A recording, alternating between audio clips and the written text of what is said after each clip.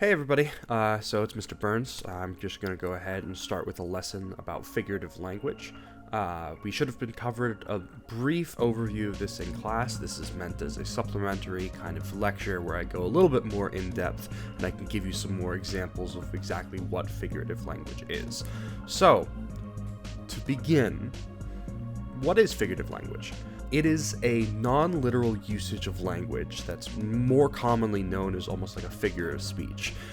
Now, there's a lot of different subgenres of figurative language, but the most important thing to understand is that figurative language is anything that says one thing and means another. For instance, if I'm talking about some extremely salty popcorn, I could say, "There's a boatload of salt in this popcorn."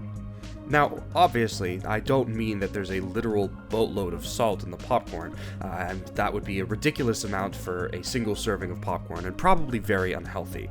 But what I am communicating is that there is too much salt in this popcorn, as if the amount was equal to that amount that a boat could carry. Now I can hear you all crying out in dismay as you exclaim, "But Mr. Burns, you just lied to us. There isn't several metric tons of salt in this popcorn. You just said it yourself. It's only just too salty." To which I retort that I am not actually lying to you in this hypothetical popcorn scandal. I'm merely exaggerating the point, because at the end of the day, there is still too much salt in this popcorn, whether it be just a pinch too much or an entire mountain of sodium. So while I'm saying something that's not literally true, I am describing something that is true, using an exaggeration to comedically communicate how much salt is in this popcorn. This tactic is very useful in creative writing, to draw your audiences in and paint a picture in their minds of what it is you're trying to describe, using creative language. Now, figurative language comes in many forms, with the easiest to identify being a simile. A simile is a comparison between two things, using like or as. For instance, if I was particularly strong, I could say, "I was as strong as a burly ox," or "I lifted the heavy box with ease, like a giant would lift a tree trunk." Now, again, I'm not literally as strong as an ox. If I was, I wouldn't be teaching. But what does this language tell you about the speaker? Or how the speaker views his own strength? An ox is steadfast and powerful, so perhaps the speaker is insinuating that he can exert himself over a long period of time without becoming tired. And a giant is fantastical and massive, perhaps signaling that the speaker has some otherworldly strength or believes himself to. The next one is metaphors. Metaphors are similar to similes by comparing two objects, but in this case, not using the words like or as. A huge difference, I know, but slightly harder to pick up on, because you aren't signaling to the reader that you're making a figurative comparison by using like or as.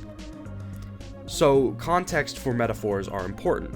For example, time is money. This is a metaphor, because time isn't literally money, but both are valuable, and as could often be referred to as that someone's time, it could be just as important as the money in their bank account. Another popular example is the Rascal Flatts song, "Life is a Highway," comparing a person's life to the long stretches of road connecting cities and towns, perhaps insinuating that life is a long stretch and can be strenuous, but there's always towns or little events to keep it interesting as you're driving.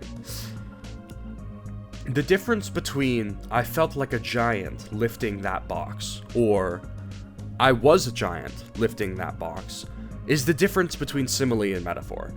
One uses like or as to compare, while the other just states that example A is example B. The method that I used earlier in the lesson is hyperbole, or overstatement and exaggeration. This method is used to express emphasis or importance, so while there is not a literal boatload of salt in my popcorn, I am emphasizing how salty it is. I could also go on to say that I drank like 1,000,000 gallons of water after finishing the popcorn, because after all, I'm not gonna let that popcorn go to waste. Now, you can see with both of these examples, I am using this exaggeration, this statement that is untrue, to emphasize how salty and how dry my mouth was after eating the popcorn.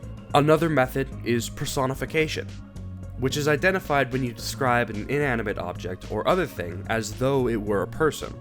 For instance, the storm raged against the boat, or the engine coughed as it started, or the house shuddered underneath the wind. These things are things that people do, but we're applying that language to inanimate things, like storms, houses, and engines, in order to describe how these things are behaving in that scene. The engine is not literally coughing, but we want to describe how it sounds in the moment, so we're identifying it as coughing, something that the audience and the reader can relate to easily. And this last method that I'm going to cover is allusions, which are references to things outside of the literary work. This could be to other books, to movies, or the larger cultural miasma that surrounds us all. For instance, he pulled the chain, showing Herculean effort, or the student was smart, an everyday Sherlock Holmes. However, this method, you have to be careful, because it isn't always effective, as the reader has to know what that reference is in order to understand the allusion. Hercules is a Greek myth and was strong, so when we say he's pulling the chain with Herculean effort, we understand in that moment that he is pulling the chain with a mythological strength. Sherlock Holmes is smart, and we know that Sherlock Holmes is incredibly smart, so when we say that the student was an everyday Sherlock Holmes, we are insinuating that he is smart. However, if I was to say, the police officer was honorable, giving Dalinar Kholin a run for his money, you may have no idea who the person being referenced is. And you can assume that Dalinar is an honorable person, but the allusion method is lost upon you, because all of a sudden, you don't have that same connection and immediate recognition that you do with Sherlock Holmes or Hercules. So you have to be careful when you're using this technique. And that pretty much covers it. If you don't feel like you could name all of these techniques by definition, don't worry. The important part is being able to recognize them when you read them in literature or when you are going to use them in writing.